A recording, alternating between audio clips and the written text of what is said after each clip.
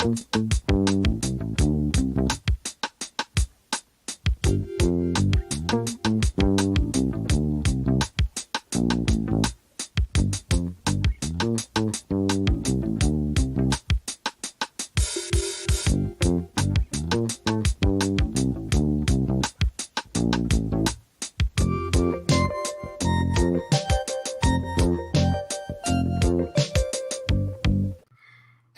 everybody. Welcome to the Improv Network podcast. This is a series of conversations aimed at making stronger connections throughout the improv community.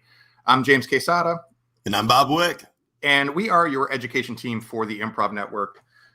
Go to theimprovnetwork.org to check out all the great resources that the Improv Network has to offer, including blogs and interviews and a improv FAQ page that has all of these live stream episodes archived, as well as mini lectures also on improv topics there for your enjoyment and benefit. And as we've been saying, you can make yourself, it's the website where you can make yourself the most profiles. The most. The record holder for most profiles. I challenge you to make as many profiles as possible. First person to let us know the maximum number of profiles you can make on the Improv Network is going to win a free something or other. Yeah, it's going to be a great prize. A free something of your choice. But you can make yourself an individual improviser profile, one for your team, for all your teams, for your theater, for your festival, and all that good stuff. Coaching. So check it out. Yeah. As a teacher. Or you can find a coach. You might need one. I'm not judging. If you need a coach, and we've all been there. Yeah. Yes. Is there anything else we need to cover for housekeeping here, Bob? Mm-mm. Okay, That awesome. You've done your job, sir. Because I'm very excited to jump into the conversation with our guest. Our guest today has quite an impressive resume. He's somebody he's the co-founder of the Impro Theater in LA. He's got a slew of writing and directing credits for TV and film, including writer and director of improv for The Wayne Brady Show. He's taught applied improv for the Applied Improv Network for a long time, and he's co-authored a couple books on improv. So this man knows his stuff, and we are very excited to welcome Dan O'Connor. Yeah. Good morning, good afternoon, guys. Yes, good morning, good afternoon. Good morning, good afternoon. Yeah, thanks so much for joining, Dan. We appreciate you being here. Thanks so much for having me. I appreciate it. I'm so excited to talk about Impro and get your input on what is a very major, as we were saying before the show, like really improv is more US, North American, whereas Impro is the term for improvisation and improvised theater in UK, in Europe, and most of the rest of the world. And somehow, as much of an improv nerd as I am, it's been this big blind spot to me where I've found all these different ways to, I've tried to research it. And of course, I've come across Keith Johnstone's books, including the one called Impro. But I just haven't been able to really see it as much or talk to people who are in that world. It feels very much like a parallel universe. And if you've ever seen the show Fringe, where the worlds start to bleed into each other, and I'm trying to access it's who's over there. What are they doing? So that's really going to be the topic of our conversation, and I'm probably going to ask many trivial questions that you get from audience members during their first show about Impro, and then hopefully we'll land on a few enlightened ones too. But well, one person's trivia is another person's expertise, James. So I think yes. Yeah. And let's start with Keith Johnstone Improv, which is otherwise known as Impro. The term Impro is specific to, you tell me, is that something that Keith Johnstone coined, or is it something that existed before he latched onto it for the book title? Oh, you know what? I've never been asked that question. So that's what you're already at PhD 1 level. point, James. There we go. I don't think that he coined the term. I think he may have. but his first book was called Impro, and most of the rest of the world refers to improv as Impro, even though it's exactly the same in a lot of ways. Of course, there are 90 million different dialects to improv and Impro, and there's tons of different points of view. I think for Johnstone, briefly, Johnstone was a teacher by trade to begin with, and I recommend reading his book Impro, especially if you're a teacher. And he worked at the Royal Court in the 60s. And the Royal Court was a very sort of avant-garde for the time theater company in London. And you have to remember, at this point in time, improvisation was illegal. You couldn't improvise. You had every script that was produced had to be vetted by the government, which is very sort of 1984. Yeah. I did not know that piece of the context. That's remembering your lines is hard enough. Having the government watch you, that's too much, man. Yeah. So Johnstone did a number of things. He worked with a group of a lot of the terrific playwrights that came out of the 60s in the UK. Edward Bond. I mean, Johnstone knew Beckett. He knew Samuel Beckett. He didn't teach Beckett, but he knew him. And they began, working with, sort of workshops about how do we write better plays? How do we do theater? And a lot of the exercises and Johnstone's passion came out of teaching this amazing group of people back then. Cut to, he moved to the University of Calgary to become a professor and started doing this with his students, theater games, and that's how Theatresoprts evolved. So Impro is not so much a different type of improv, it's just without the V. Strangely, when I was teaching in the UK in the late 80s, 90s, most groups were doing Theatresoprts, or they were doing sort of open improv, which is also a Johnstone thing. And then it cut to 15, 20 years later, a wave of people had gone to Chicago, learned about the Herald. And so now the prevailing format in the UK, I'm generalizing, is, Herald and Chicago-based improv. But and I was saying this to you before we got on the air, the chains of how people discovered improv are very overlapping. For example, I grew up in San Francisco. We had the committee, and Del Close was in the committee way back when. And I think the Herald actually started in San Francisco. But my experience was through Johnstone teaching folks in Seattle, who taught us in San Francisco. And then we came down to LA. And it kind of spread from there all the way to Austin, the first Theatresoprts group in Austin. So there's this completely different, I keep doing the West Coast in Texas. There's a completely different heredity to improv on the West Coast for some people. And what Johnstone's core, I think for me, the core learning was be obvious, take care of your partner, don't try and be funny.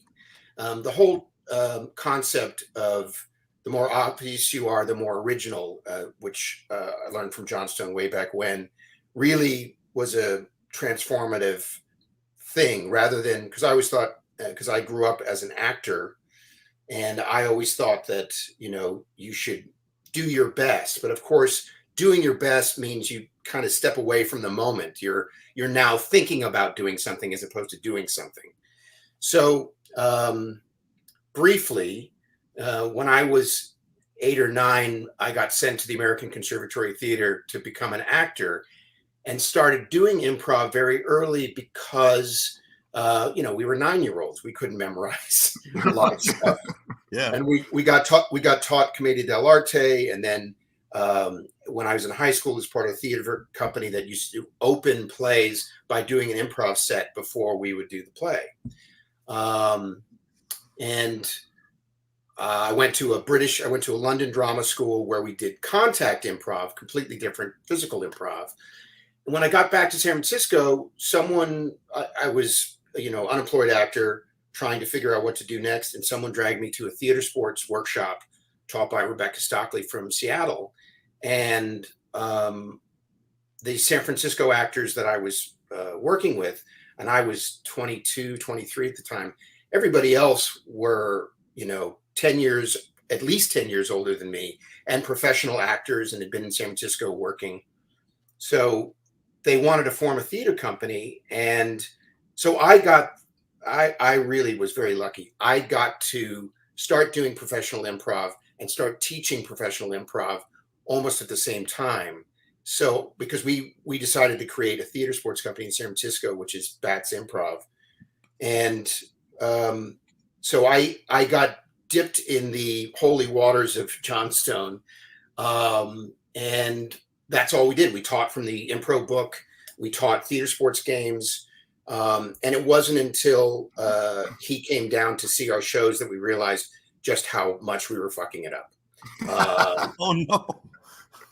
Well, because we were zealots. We were taking the book and going, you can never say no. You have to accept every idea.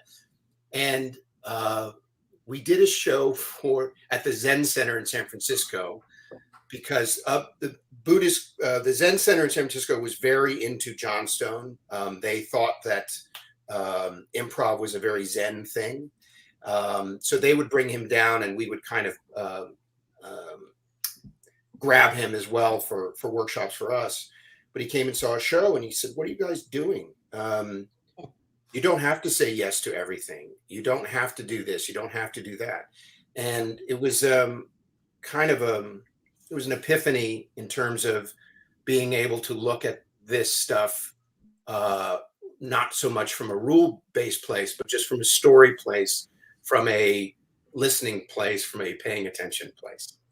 So that's kind of the core. And then eventually I moved down here and started LA Theatresoprts, which then evolved into Impro Theater. Cool. So Yeah.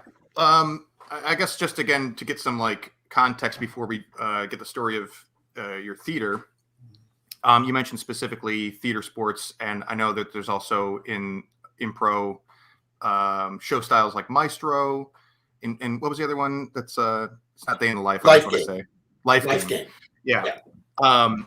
So those are at least Theatresoprts is like literally trademarked style of Keith Johnstone's, right? Yeah. Go ahead. Yeah, and it was just it was trademarked in order to sort of protect the format, because the further it gets away from Keith, the more crazy it gets.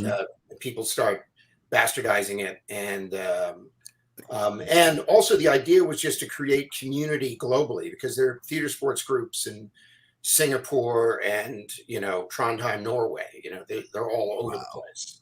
Yeah, so it's like somewhere between, like, Herald is a non-trademark, but it's something that people can sort of commonly talk about.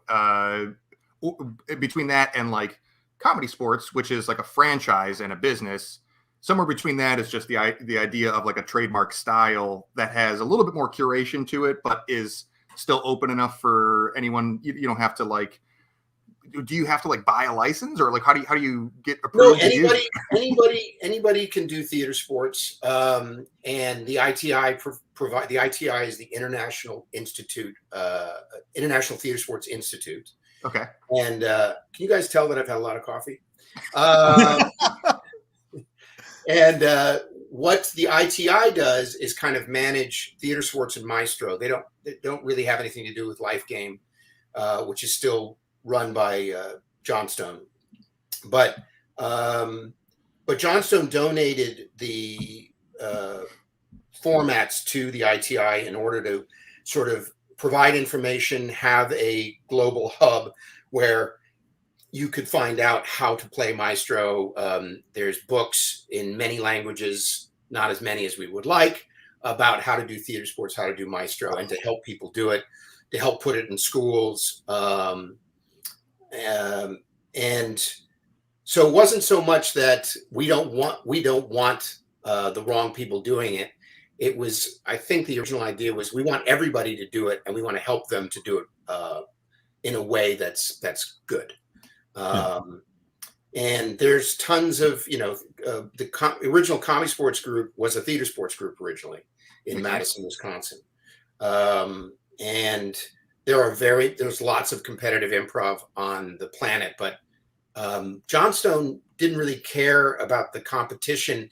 He went to, I can't remember who, he went to see professional wrestling in England in the 60s and was with one of his mentors. I can't remember. I think it's George Devine, but they were watching it and tripping out about how into this fake sport the audience was. And he started thinking about, well, how do we get that energy into the theater? And you think about, the theater in the 50s and 60s in the UK, sort of what that looked like, and wanting to get energy, that type of energy in. So that was the sort of core moment, I think, probably for him with regards to theater sports. So it wasn't so much about trying to do a gimmick as it was, how do we find that kind of energy? And so what happens is, though, and Keith will say this, is the further it gets away from him, the more screwed up it gets. And people try and make it good. And one of the things that Johnstone talks about is when you come out on the stage, like he says, we're at war with light entertainment, which means that sometimes people try and do like a really great host for the show who's a stand-up, and it's very slick. And what Johnstone taught was come in low status, come in like, hey, we're going to do the show, it's going to be great. But if you come in low status and without a lot of expectations, then when you do a scene that's good, the audience is very impressed. So don't come in so high. Like the worst thing oversell it. Yeah. The worst thing in the world is to have somebody go, and performing tonight, is so-and-so, and he's great or she's great because she did this, and, you have this poor person comes in and there's all these expectations already, as opposed to, we have no idea what's going to happen and we're going to be shocked and amazed. So that was, real theater sports is very much about being mischievous, having fun, making your partner look good. We used to do this thing at LA Theatresoprts called the Stanislavski Open years ago, where we'd have Second City, the Groundlings, Latins Anonymous, which was a group in the 90s, Cold Tofu, which is an Asian American improv group, but we'd have them all come and play theater sports with us. Well, we lost every single match because we didn't care. And it was about, coming into their scene or them coming into our scenes to make it more of a community event than it was a real competition. And it is games, and what people would associate probably more in the States, even though Whose Line Is It Anyway is also English, but Whose Line, comedy sports, that's the world of games that also theater sports looks like, right? Yeah, and there's theaters. William Hall up in San Francisco has a terrific book. Just plugging for him, he has a thing called the Playbook, which is 9 million games. And yeah, theater sports is very game based, but there's also open scenes. And the more you do it, the more you try and make up new games or try and do stuff that's different. I know there's a couple improv groups I've seen, a couple in the UK and a couple here, who do the same 15 games every show because that's their comfort level. But Johnstone likes to say, if you get good at something, stop doing it. Try. Like when the first year we did theater sports in LA, we ended every show with a musical. And we realized we were relying on that, as no matter how bad the show is, we're going to pull it out in the last 10 minutes. And really had to consciously go, no, let's try and do stuff that's challenging, because that's what's interesting to the audience when they see you on the edge of failure or when they see you fail. And that was the other thing about Johnstone that was really, really amazing to me and to a lot of us, which was failure is good, and as long as you fail good naturedly, the audience will love you. If you're when we first started, guys, this is a true story. When we first started doing theater sports in LA, we couldn't get casting directors to come to shows. Okay. We were in Hollywood when it was really gnarly, but we had a parking lot right next door at Theater, the great Theater, and it wasn't the parking, it wasn't the methadone clinic next door. It wasn't any number of things. It was they didn't want to see people on stage in pain. And they'd been to improv shows where people were sucking, and instead of like rolling with it, you could see them be miserable. Yeah. And more than once, I had to talk to a casting director or an industry person and say, no. When we die, it's a celebration. It's fantastic. And one of my favorite nights was a rookie group. There were 4 of them on the team. And they came out to do a dubbing game where everybody speaks for everybody else, but only the person introducing it knew the game. So it was a complete and utter mess. But also, there's a thing in theater sports, the horn for boring, or the horn of plenty. Yeah. We've seen plenty. Thanks very much.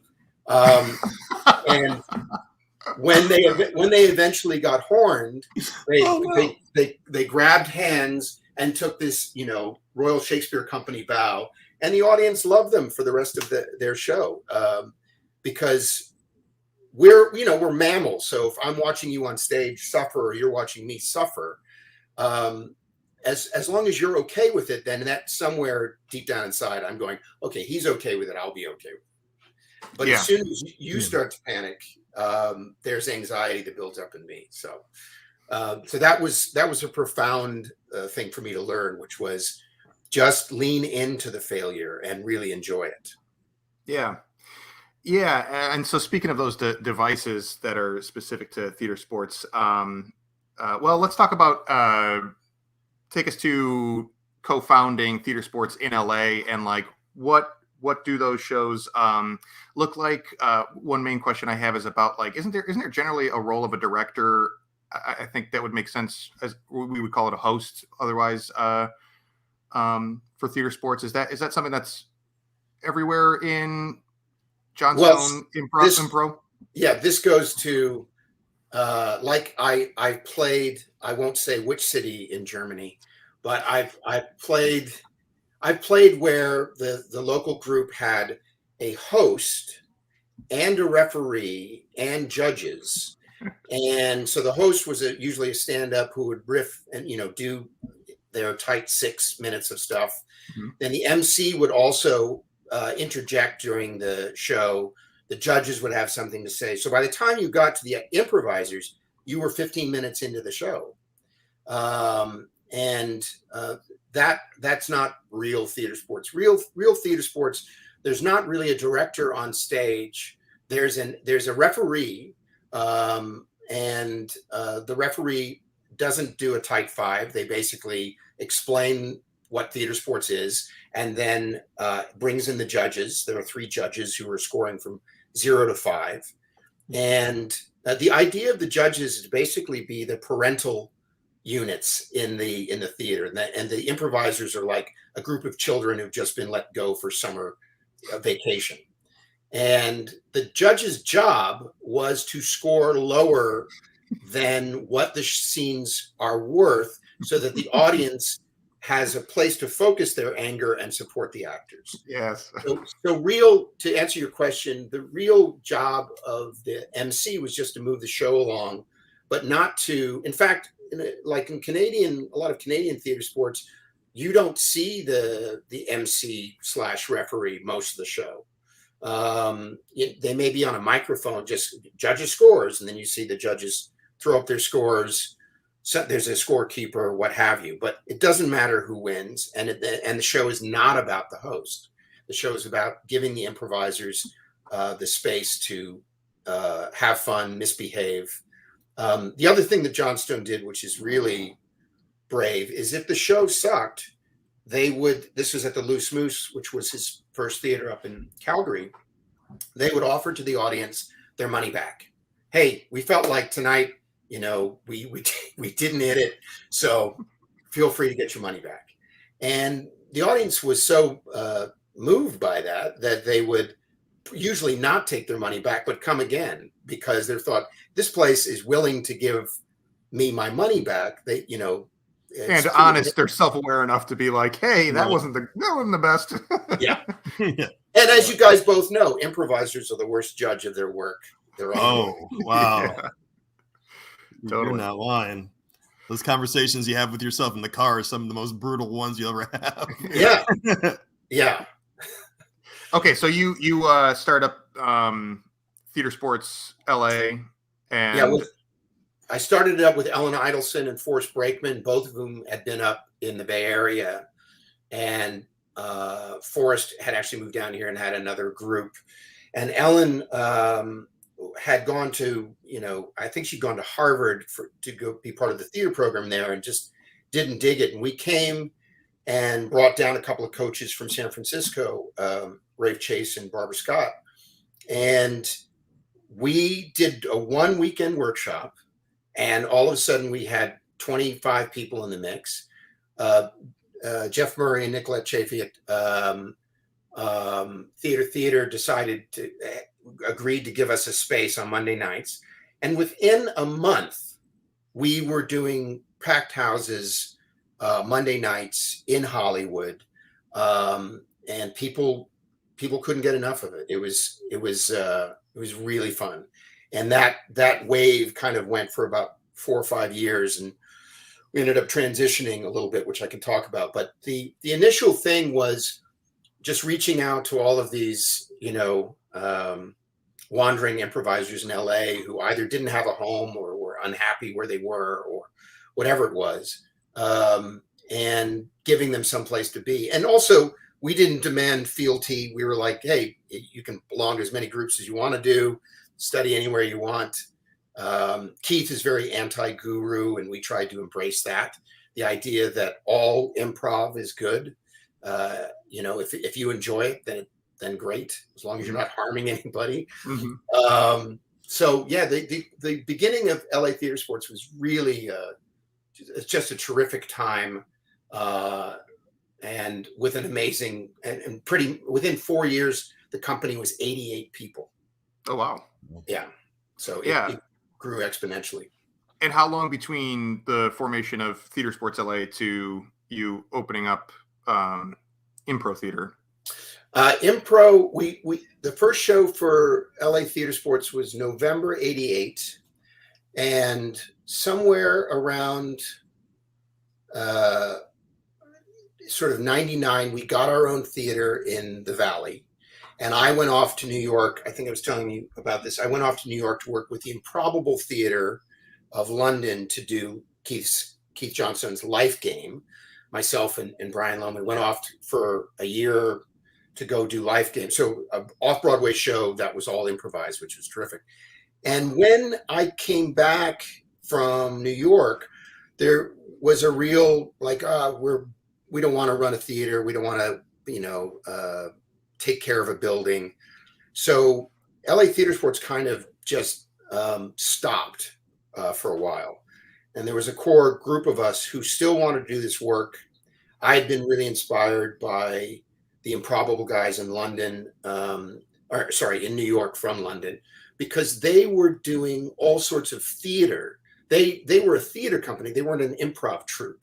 And not there's anything wrong with an improv troupe, but the core group of LA Theatresoprts folks were all trained actors, and we did regional theater, and we did television and film, and we really wanted to do something more challenging. So we started doing hour and a half, 2 hour improvised plays. We'd actually started doing that in Theatresoprts. Like I think our first Shakespeare Unscripted was 98 or something like that. Oh, we were doing this format called triple play, where you get a playwright, a film director, and a musical style, and you do like a 10-minute first act of each, not connected. So you do Tennessee Williams, Spielberg, Sondheim, and then you do the second act of each, take an intermission, and then you do the third act of each and finish each one out. And we were really cocky at the time, so we would just take suggestions from the audience. So we ended up doing weird stuff like Gabriel Garcia Marquez, Jean-Luc Godard, and 60s folk, So I'd be watching that. I'd be like, they're probably nailing it. Like, yeah. well, that was the thing, is you would turn, like one night we got Sam Shepard, and only one of the people on the bench knew who Sam Shepard was. And so you'd see the improviser leaning over to the bench, trying to basically explain Sam Shepard in 4 lines during the musical break. But so we eventually stopped doing that and started rehearsing those genres and programming them in. And that was kind of the first time we went, oh, if we rehearse these things a little bit more and actually assign homework and read Sam Shepard or read Gabriel Garcia Marquez, that we would improvise in a place where we had some knowledge. We weren't doing parody. We tried to, that was the big thing, to answer your question. That was the big difference between Theatresoprts and Impro, was that we really wanted to do improvised theater, being inspired by Williams and Jane Austen and Chekhov and film noir, but we didn't want to do parody, because we had Theatresoprts sometimes, and I'm sure you guys have experienced this doing short form. Somebody says Tennessee Williams, and somebody works in that it's humid, that they're drinking bourbon, and that somebody's name is Sister Woman or something like that. Sure. It's just, there's a little box you tick, okay, I've done the style. Oh. As opposed to reading Williams, reading about Williams, and getting in your bones, so that if Williams were alive and sitting in the house, he would recognize that, oh, this is something in my world.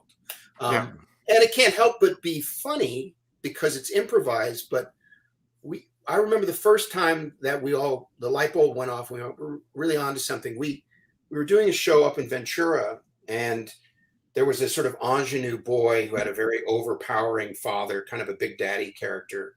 And he killed the kid. He threw him, space work, out a second-story window, and the actor laid in the aisle. And there were a group of college kids from UCSB who were at the show, and people were crying because we killed the ingenue.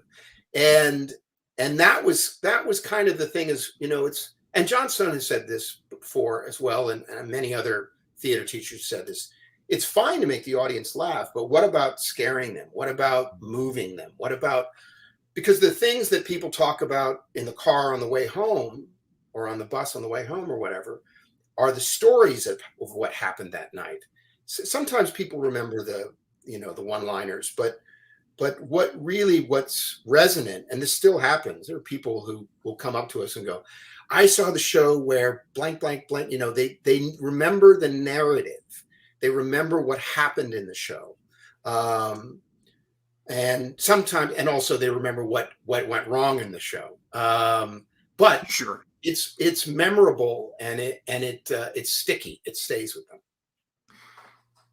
Yeah, so that's an essential element for what a defining element of Impro for you in particularly your theater is, like, taking these genres and I agree. Improv is naturally funny. That's like its natural course, is to seem funny, but not making any effort to keep it funny if it's naturally wanting to be more tragic, dramatic, heartfelt. Yes, and because that to be able to move people, I think, is important. However, one of the mandates early on, and we had a discussion, was we're not going to be self-indulgent, or, to put it in the British vernacular, we're not going to be wanky. We're not going to go to an emotional moment just to elicit a response. If the story dictates that this is going to happen, great. But if you got caught showing off your acting chops, that was a very bad thing. And because we really, you know, it's hard enough to do improv, but to do unscripted theater is another whole animal. And if you're gonna move somebody, if you're going to attempt to have a story that has pathos, then you got to be honest. That's one thing that, you know, I was part of a bar prov group at the Laugh Factory for 9 years, and it was, you know, it was improv for drunk people. Mm-hmm. And so we really wanted to be in a place where we could be truthful, we could be vulnerable, because so much improv, and not being disparaging, there's a lot of improv that's kind of glib, you know, where people are not really risking anything. They're just commenting on what's going on. They're not really playing a character. And that's kind of one of the big improv questions. You have people who are coming at improv who've never taken an acting class. And then you have actors who are coming at improv who've never taken an improv class. And what we were trying to do in the beginning of Impro Theater, because we have a school, we still have a school, was to take care of both those constituencies and to get them to understand that truth and vulnerability are really funny sometimes. Mm-hmm. And that being truthful is sometimes the best thing you can be, as opposed to observing, like I said in the beginning, trying to think of a funny line is already takes you out of the moment, because now you're in your head thinking about what's funny to say. And what we were trying to say is, it's in there. You don't have to try and find it. It will find you. And my wife, Edie, who's a terrific improviser, talks about that basically we're vessels channeling something. You know, that if I'm paying attention to you guys in the scene, I'm listening to you, I don't have to worry about what comes next, because it's going to be there. And trust that, and trust is really important in this equation, and one of the core ethics of what we were trying to do at Impro. I'm going to trust that if I say something that's completely ridiculous, you guys are going to make me look good for having said it, and it's going to be incorporated into the narrative, and we're going to move forward. In the beginning, when I was directing, you know, these 2-hour shows, or other people are directing, it was very hard in the show not to be thinking about, well, if he does this, then that happens here. And I just had to let it go. There were a couple of efforts to sort of figure out format wise, you know, well, if A does something to B, what happens to C? And it just didn't work for us. What worked was, we're all good enough at telling story. If we trust each other enough, it will happen. There will be a 2-hour narrative. And at the intermission, just to give you an idea of what an Impro Theater show is. So Paul Rogan came over from the UK, and we decided to do Jane Austen. He and I directed it. And we know that we have to establish a hero girl who's going to fall in love. At some point, we have to meet the suitors. And eventually we're going to have a happy ending. That's the way Jane Austen works. But what we wanted to make sure of is that nobody planned or nobody maneuvered or tried to manage each other, and that it happened organically. So at the intermission, at the interval, we stand in a circle, and this goes for all of the Impro shows that are 2 acts. We stand in a circle, everybody says who their character is, maybe what they've established, you know, I'm from Hertfordshire, whatever it is. I'm in love with her. And that's it. We just talk, we only talk about what has happened, not what might happen. As the directors, we might say, we've seen too many scenes with guys. This is a female genre. There should be no scenes with 2 guys talking. You know, let's stop doing that. Which was a great education way back when, to sort of really make sure that the driving force was about the ladies. So that was the extent of our formatting, was that we just talked about what had happened at the intermission, but we had no idea who was going to be that A girl, or whether they were going to be a pair of sisters who both had love stories, whether there was an A story, a B story, a C story. We had no idea of any of that. It just happened because we rehearsed enough and we read enough. That's the other thing about improv theater directors, is that their job is to read as much stuff as they can and then develop improv exercises for rehearsal so that you can practice. In one of the exercises that Paul invented for Jane Austen was the "you're infuriating" moment. And the "you're infuriating" moment was, bonding over shared values was the first one. So a couple meeting and bonding over shared values. You like fashion, I like fashion, whatever it was. And then at some point, them having some sort of conflict. So we've designed stuff for noir, for Chekhov, for all the different genres we do, with the idea of how do you get the genre and the literary style embedded in the improviser, so that the improviser doesn't have to think about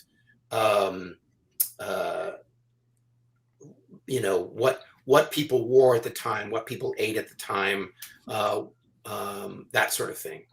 Because our initial problems were always with somebody talking about a telephone in Chekhov or something like that. Yeah. Well, as you're just saying this, I'm realizing that, like, yeah, it makes sense that, like, if you're the difference between parody and homage, and doing the genre while being able to, like, allow it to be comedy or silly or whatever it is being intimately familiar with it. Right. And that, to me, also applies to like everything in improv, right? Is that like the way, if people are like, how do I make sure that if I'm doing like characters and accents and stuff, like, how do I make sure that I'm not just doing a cliche or stereotype? And it's like, well, you got to go live life enough to meet people from the South and meet Canadians and not just say a boot and a, like, right. If you're doing Shakespeare, don't be the guy who bites his thumb the entire time. We get it. That's yeah. Having a deeper knowledge of it, that just gives you a more authentic influence to be influenced, and not have to manufacture so much. And we started doing things right off the bat where we had a costume designer. We had, when we could afford it, we'd have a musician. We'd have set designs. So when we're doing Jane Austen, we have Regency clothes on. We have a Regency set. It's built for improvisers so that it can be many different things. One of the sets we had this big center poof with all these quarter pieces on it, which when we did Shakespeare, at one point it broke out and became a cave. So the idea was to do everything that you would see going to a play without a script. And to really, in fact, I think my favorite nights are when the audience forgets that it's improv. Mm-hmm. And then something happens, like we did Jane Austen in Santa Monica at the Broad stage, which is a lovely theater. And some woman had brought her support dog. I don't think it was a support dog. I think it was just her dog. And the dog, during the show, because we were on the deck, it's a black box theater, the dog came backstage. Okay. So my wife, Edie, playing one of the sisters in the show, picked up the real dog and walked out on stage, and did a scene with the dog. We were in the Pasadena Playhouse and doing a Shakespeare show, and there was an earthquake. Wow. And the whole lighting rig was swaying back and forth, and we have a set, and we have everybody's in costume, and the audience is thinking about bolting for the exit, and the two people on stage used the earthquake in the show. Melinda, you do make the ground beneath my feet royal and quake. I love it. So the idea was to have high production values. Like, we did a noir at an amphitheater, the John Anson Ford, which is huge amphitheater. We had 800 people. I think that's our record for an improv show. we had 800 people see us do an improvised LA Noir with a 5-piece jazz band live scoring. And so that was the type of place, that was the type of thing that we've always been trying to do, which is how can we make this, richer? How can we take improv to the next level with regards to, once again, nothing wrong with short form, nothing wrong with bar prov, but how can we, bring the theater audience into it? Because improv for so long, as you guys know, it has been a pejorative, oh, you're doing an improv show, especially when we first started out. It was like, no, it's a really good show. You should come see it. So trying to move it up and bring in this other constituency of people who may be biased. Ironically, the most judgmental people when we first started out were other people in the theater community. Mm-hmm. And critics. Like, it took us forever to go, hey, it's not your job to define theater.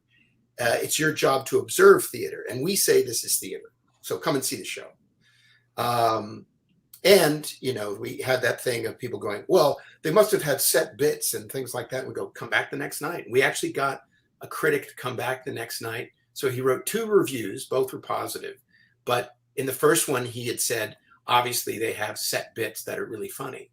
And so when he came back the next night and saw almost a completely different cast doing a completely different show, he wrote another review. Anyway. Yeah. So, and to me, that seems, again, we've talked about up to this point where we're talking about the specifics of like your shows at your theater. We've covered like everything that I can really glean from the internet and coming across books, but also knowing that, like, well, if somebody picked up, Truth in Comedy and Improvise, and it's like these are kind of these source literature for modern U.S. improv, like that would be a good start. But like, then they're like, so are you doing Herald, or are you doing, it would be a difficult question to like answer how things are different now and still influenced by like where things started. And so I'm just trying to figure out, like, for myself and the audience, like some useful things to kind of point to, not just to put different styles of improv in a box, but to get people thinking differently about how you can lean into different aspects of improv in different ways. And one of the things that I am picking up on is this theatricality of Impro, because in my experience talking with people from UK and Canada, where it seems there's a little bit more Impro influence than there is in the States, that seems to be a defining factor across the board. To me, it seems a little bit like Impro in general leans a little bit more theatrical and dramatic, and US leans in general more toward making it comedy. Sure. Yeah. And, go ahead. Yeah. The last thing is, nope, I forgot. Go ahead. That's how you know just made that up on the spot. No. Man, he's taking notes. Yeah. I would say that there's a lot of, I mean, for a long time in Europe, all improv was just called Theatresoprts. It was like Kleenex or, any other. It was just anytime you did improv, it was Theatresoprts, because that wave, the first wave of improv in Germany and Holland, and I think in the UK was Theatresoprts and Johnstone. But so right now you could go to an improv show that would be, Harold-rific. There's no borders there with regards to that. There is a tradition in some of the older theaters that have been around that their impro is, like you said, a little more theatrical and a little bit more grounded in narrative. But that doesn't necessarily mean, like, there's a whole wave in France in the last decade of slow improv, which speaks to theatricality with regards to taking your time and not do hurry up, faster, funnier type stuff. I think it's important to say that once again that improv, wherever it is terrific. However you're approaching it. And to your thing about, if somebody read Truth and Comedy or whatever, or Mick Napier's book, which the title escapes me. Improvise. Yeah. So there's all these terrific books, and my personal advice and my personal preference is read all of them. And if you're an improviser who hasn't taken an acting class, go take an acting class, and go take a movement class, which is just something that most people don't think of doing. But so much improv, and I would say, and we've all seen mediocre shows, is, two people on stage trading witty comment, sharp retort. It's just back and forth, standing in this Beckett-esque wasteland without any sort of wear or environment or anything. And people don't move. And yet some of the best offers that I've received on stage are from how somebody is moving in the space and what their body is telling me. Yeah. So it depends on also what your reasons for doing improv are. Some people just want to, go down on Saturday night and riff and, drink beers afterwards and try and date somebody. There's some very primal reasons for doing improv. And our student body, I would say probably more than 60% of them have no interest in being on Whose Line Is It Anyway or auditioning for SNL. They're contractors and plumbers and lawyers and nonprofit admin people. They're people who want to, instead of going to book club, they want to go and make up stories and laugh once a week or twice a week.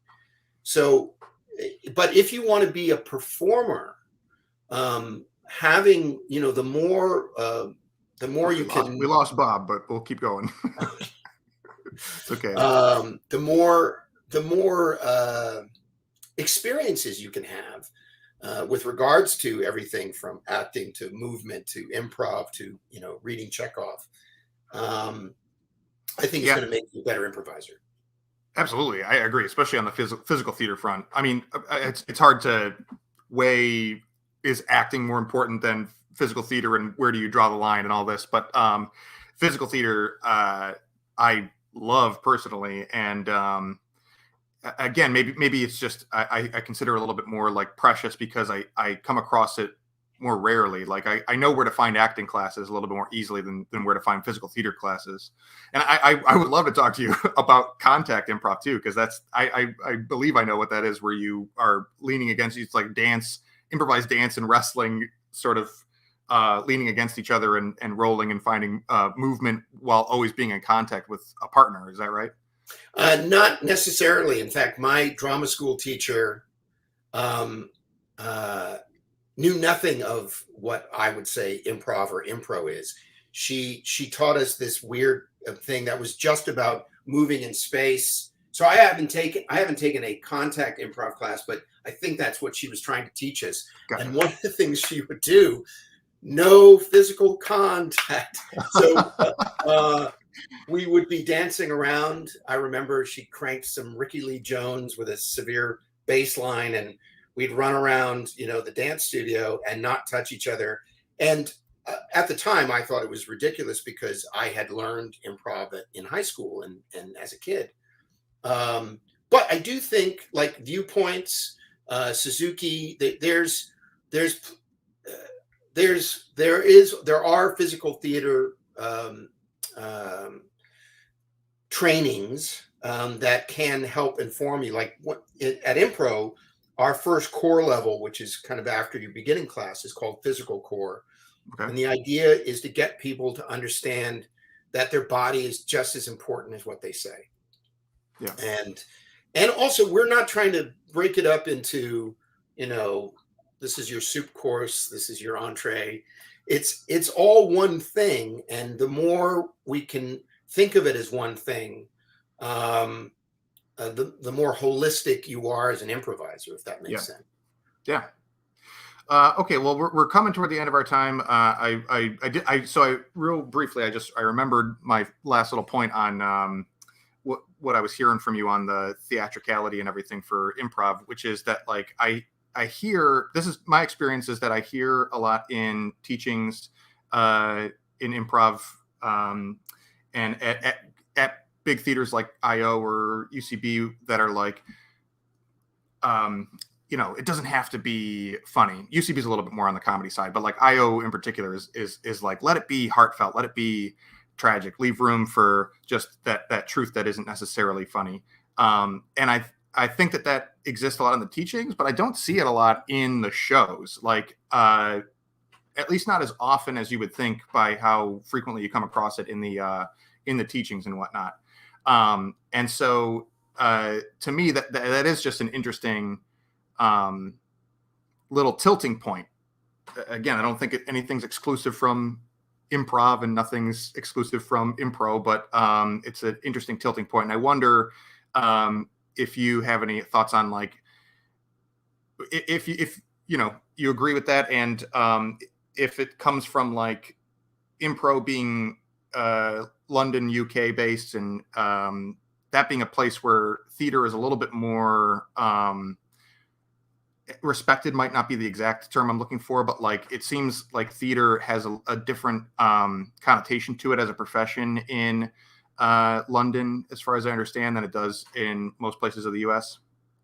Yeah, well, the thing is, I remember leaving drama school in London, and one of my flatmates was saying, "Well, what are you going to do when you get back?" And I said, "I'm probably going to get a bartending job. I probably am going to wait tables."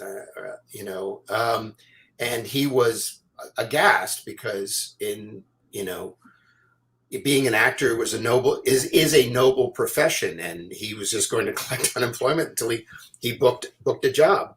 So the point of view, I think you're right, and at least in my experience, was that being an actor was much more. Welcome back. Being an actor was a noble profession, and in LA, you throw a rock and you'll hit an actor. It's or a screenwriter or both. Mm-hmm. And I think that, I don't know. I think of being an improviser as being a good actor, a good writer, a good director.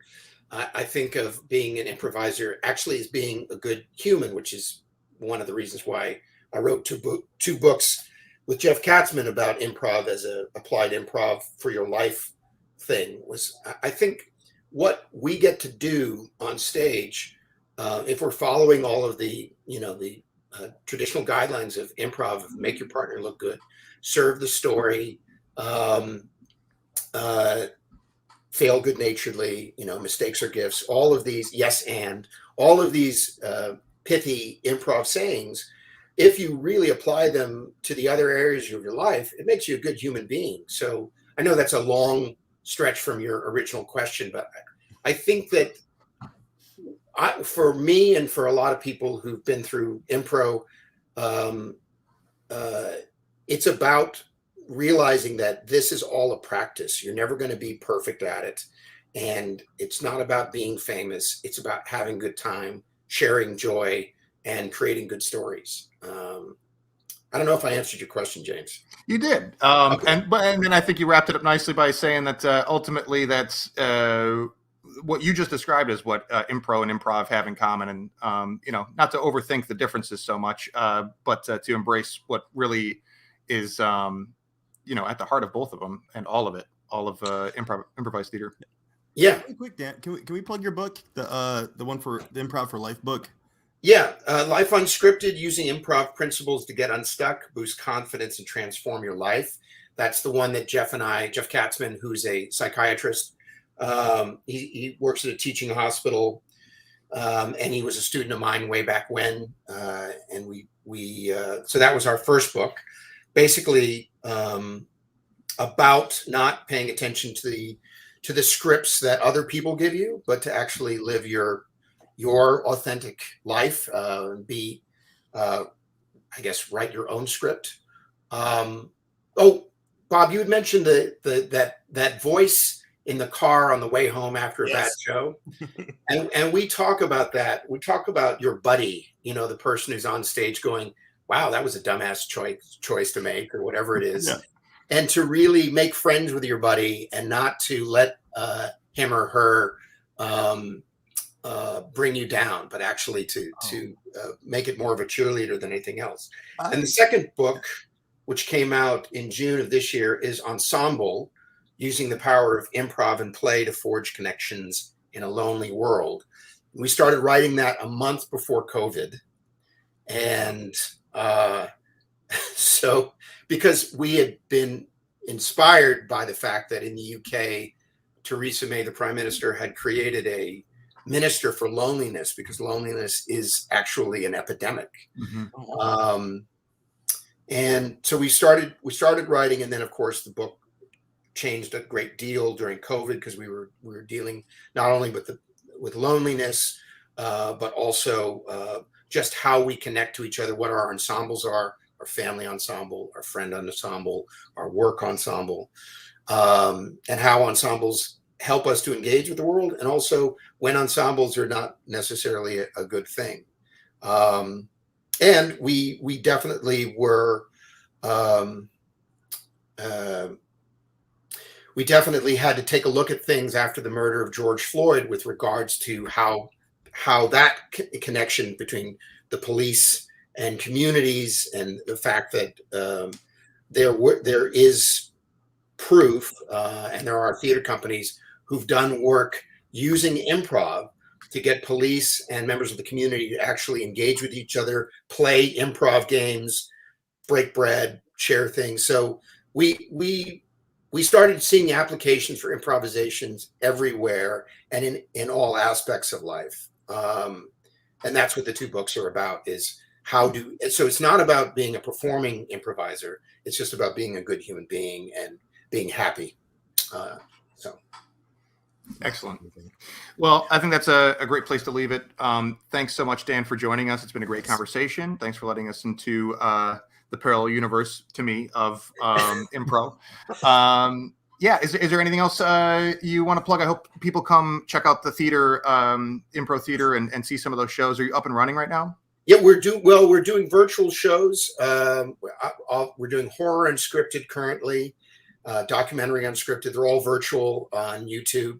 Improtheater.com, and theater is RE, so IMPROTHEATRE.com. And so I would say check out improtheater.com for everything. The books are published by North Atlantic Books and available through Penguin Random House. If you Google Life Unscripted and Ensemble ! Yeah, we'll leave links to all this stuff in the comments in the description. Right. And the last thing I would say is there's no difference. There really is. At the end of the day, there's no difference. It's how we were taught, how we grow up. But at the end of the day, we're all getting inspiration from various aspects of different improv teachers. And I will also say it's important to take class from different places, so that, because improv is it's not one thing. It actually is everything. And I feel like if you get too myopic, that it doesn't help your improv. I know one of the core tenets of Impro theater was that the ensemble would always be taking class, that there would never be a point where you would suddenly become pure energy and not need to take a class. We've transcended. Yes. So my 2 cents to people who are improvisers out there, whether they've been doing it for 2 minutes or 20 years, is to keep taking class from different sources and keep practicing, because just like mindfulness, improvisation is a practice. Yes. And the difference between impro and improv is the V. Yes. Yes. You should have started with that. It would have been a 5 minutes right there.